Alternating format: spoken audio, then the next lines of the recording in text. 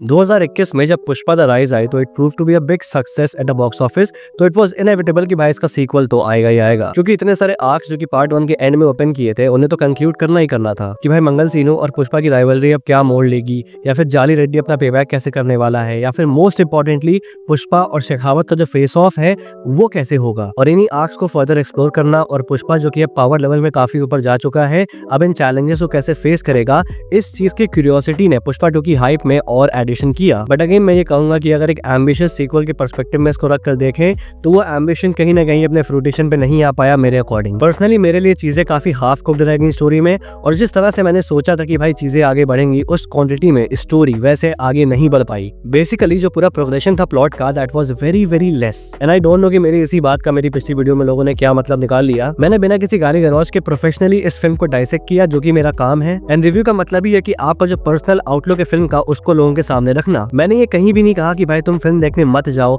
या फिर जो ऑडियंस इस फिल्म को पसंद कर रही है मैंने उनके अगेंस्ट भी कुछ नहीं कहा। आई क्लियरली सेड कि भाई तुम खुद थिएटर्स में जाओ and see and decide for yourself, क्योंकि अगर तुम्हें फिल्म पसंद आती है तो वो तुम्हारा टेस्ट है, वो तुम्हारा प्रेफरेंस है, and I completely respect that. मेरे लिए फिल्म एवरेज थी बिकॉज मैं सुकुमार सर का पोटेंशियल जानता हूँ एंड ये फिल्म क्या डिलीवर कर सकती थी instead of being all over the place. ये मेरा आउटलुक है, तुम्हारा आउटलुक कुछ और हो सकता है, and that's completely fine. But obviously कुछ लोगों को गाली देके अपनी जाहिलियत साबित करनी है तो करते रहो। एनीवे पुष्पा 2 आ गई, but it is not the end. Film अपने थर्ड पार्ट को सेटअप करते हुए खत्म होती है, and that is Pushpa 3 the rampage. तो अब आखिर इस थर्ड पार्ट से हम क्या एक्सपेक्ट कर सकते हैं, और जो एंटी क्लाइमैक्टिक एंडिंग हुई है उसके बाद अब क्या होगा, सब कुछ डिस्कस करेंगे इस वीडियो में। Stay tuned.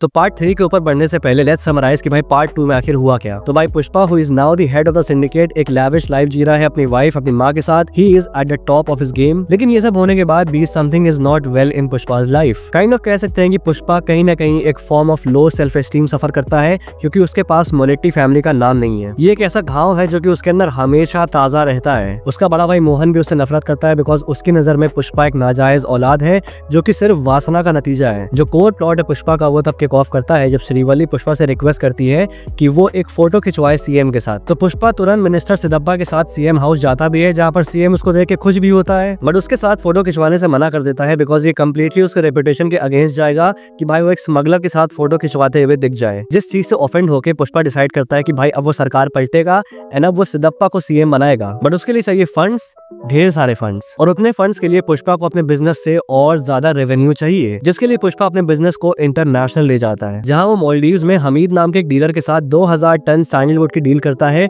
फॉर 5000 करोड़, और इस कंसाइनमेंट को वो ट्रांसपोर्ट करने की तैयारी भी करता है। But there is one problem, Bhanwar Singh Shekhawat जो अभी पार्ट 1 में अपनी हुई बेइज्जती को भूला नहीं है and he still hello bent on bringing Pushpa down, जहां वो उसके स्मगलिंग सिंडिकेट के कोर मेंबर को जान से मार देता है, जिसके बाद से पूरे स्मगलिंग सिंडिकेट में डर फैल जाता है और जो 2000 टन का कंसाइनमेंट रेडी हो रहा है उसमें रोक लग जाती है। तो पुष्पा और भंवर सिंह के इस क्लास की वजह से पूरे सिंडिकेट को दिक्कत हो रही होती है। तो सिद्धप्पा इस चीज को सॉल्व करने के लिए भंवर सिंह के पास जाता है कि भाई अब मामला कूल डाउन करो, but Bhanwar Singh is not convince and Siddappa अपना पॉइंट प्रूफ करने के लिए वहां पर उसके सामने अपने कपड़े भी उतार देता है, जिसके बाद से भंवर सिंह अग्रीज और कहता है कि भाई अगर पुष्पा उससे सॉरी बोल ले तो वो सब बोलने को रेडी है। लेकिन हम भूल रहे हैं कि भाई पुष्पा का भी अपना एक एलिफेंटाइन ईगो है। एक गैदरिंग होती है जहाँ पर सिंडिकेट के सारे मेंबर्स आते हैं और भंवर सिंह शेखावत भी आता है and Pushpa is suppose to apologise to him in front of everyone, जो वो रिलक्टेंटली करता भी है। बट फिर वहां से जाने के बाद से ही बैक्स आउट अगेन एंड फिर वहां वापस उस वेन्यू में जाके वो भंवर सिंह को और ज्यादा ह्यूमिलिएट करता है और उसे चैलेंज भी करता है कि भाई जो 2000 टन का कंसाइनमेंट जा रहा है उसमें से अगर तुमने एक लकड़ी भी पकड़ ली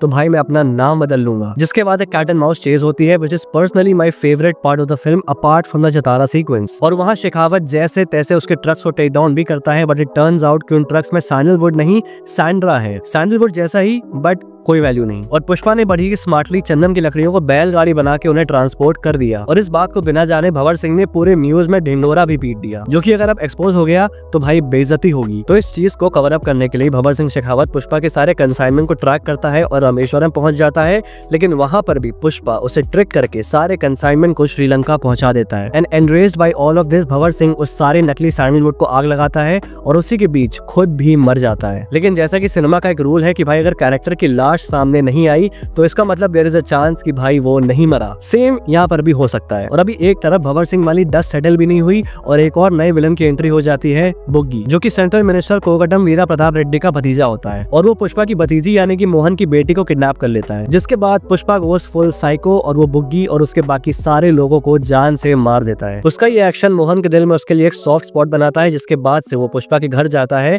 उससे सब कुछ सुलह करने और पुरानी बातें भूलने। उसको अपनी बेटी की शादी में इनवाइट करता है और उसको अपनी मोलिटी फैमिली का नाम भी देता है। All happy jolly, Pushpa is now part of the family. एक तरफ शादी हो रही होती है और दूसरी तरफ बग्गी का फ्यूनरल, जहाँ पर सेंट्रल मिनिस्टर कहता है कि भाई वो क्यों नहीं आया अब तक। और फिर पुष्पा की भतीजी की शादी में हमें एक बुके दिखता है जिसके बीच में ऐसे एक स्केलेटन का सिंबल होता है एंड इट टर्न्स आउट कि इट्स अ बॉम्ब, जिसको बहुत दूर से कोई डेटोनेट करता है एंड जो पुष्पा की भतीजी का वेडिंग वेन्यू होता है वो पूरा उड़ जाता है और जो बंदा ब्लास्ट करता है उसका सिर्फ बैक शॉट हमें दिखाया जाता है, जिसके बाद से टाइटल आता है Pushpa 3 the rampage. Now as the title suggest Pushpa part 3 the rampage, तो यहाँ पर मैं रेकन करता हूँ कि उस ब्लास्ट के बाद से पुष्पा की फैमिली के मैक्सिमम या फिर सारे मेंबर्स मारे जाएंगे। वो फैमिली जो कि पुष्पा को जस्ट अभी अभी मिली है वो पूरी खत्म हो जाएगी, जिसके बाद से Pushpa will go into rampage mode. और इतना ही नहीं, पुष्पा का वो वेयर इज पुष्पा वाला टीजर जो तुम्हें याद होगा जिसका बेसिकली कुछ भी नहीं हुआ। ऑब्वियसली बहुत लोग कहेंगे कि भाई ये पार्ट 3 की स्टोरी है, लेकिन भाई ये कौन सी मार्केटिंग है कि तुम पार्ट 3 की स्टोरी दिखा के पार्ट 2 का टीजर दे रहे हो। तो नहीं, आई फील कि this plot was a part of Pushpa 2, लेकिन फिर एंड में पूरे प्लॉट को चेंज किया गया है एंड आई विश कि वो वेयर इज पुष्पा वाले एंगल के साथ पार्ट 2 जाती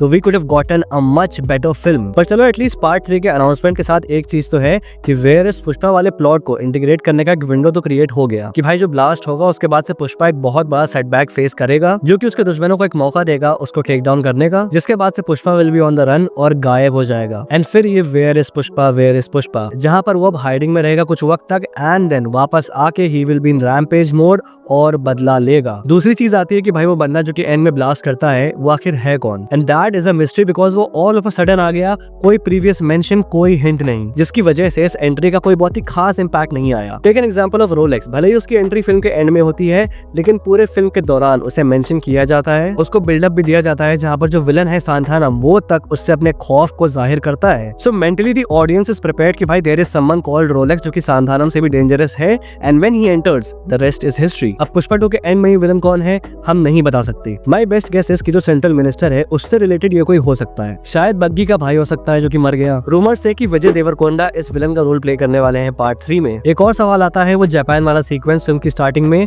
जो कि पार्ट 3 का हिस्सा है, लेकिन कैसे प्ले आउट होगा जो कि हमें वेट करना पड़ेगा जानने के लिए, बिकॉज ऑनेस्टली मैं बहुत ज्यादा थॉट नहीं पुट करना चाहता थ्योरीज को लेकर, स्पेशली जिस तरह की स्क्रिप्ट ट्रीटमेंट पुष्पा 2 की थी। मैं वही कह रहा हूँ कि भाई मुझे कोई गॉडफादर नहीं देखनी या फिर कोई गुडफेलास लेवल की स्क्रिप्ट मत बना दो। मैं भी मास मूवी देखने आया हूँ, I love mass movies. Story कितनी भी सिंपल या बेसिक हो उसका एक स्ट्रक्चर होना चाहिए और एक लेवल ऑफ प्रोग्रेशन होना चाहिए। For instance Pushpa 1 we see the journey of Pushpa from a labour to the leader of a smuggling syndicate. Character motives clear है, चीजें आपस में वेल कनेक्टेड है, स्टेक्स हाई है, हर एक चीज जो फिल्म में हो रही है वो प्लॉट प्रोग्रेशन में ऐड हो रही है, एक लेवल ऑफ कंसिस्टेंसी है चीजों को लेकर और इसी स्ट्रक्चर की वजह से फिल्म में इंटरेस्ट बना रहा and that is why Pushpa 1 is a superior film. But Pushpa 2 में दैट स्ट्रक्चर वेंट मिसिंग और चीजें बिल्कुल रैंडम वे में हो रही हैं। इंटरवल तक फिर भी चीजें ठीक थी बट उसके बाद से it was all over the place. अब अगर ध्यान दो तो केजीएफ चैप्टर 2 में भी कोई ऐसी बहुत खासम स्टोरी है नहीं। It was Rocky against all odds और एक एक करके सारे चैलेंजेस का वो सामना कर रहा है। उसका भौकाल और केजीएफ पे राज, that's it, nothing deep. But look at the way उसको जैसे एग्जीक्यूट किया गया। The screenplay literally compensated for every shortcoming of the script and that is what made KGF chapter 2 a great sequel. तो Pushpa part 3 में clearly scope है इस drawback पे work करने का और वो कैसे आता है और कैसे रिजल्ट निकल के आता है वो अब कंप्लीटली सुकुमार सर पे निर्भर है। बिकॉज इतना सब कुछ जो कि पुष्पा पार्ट 2 में हाफ कुक्ड रह गया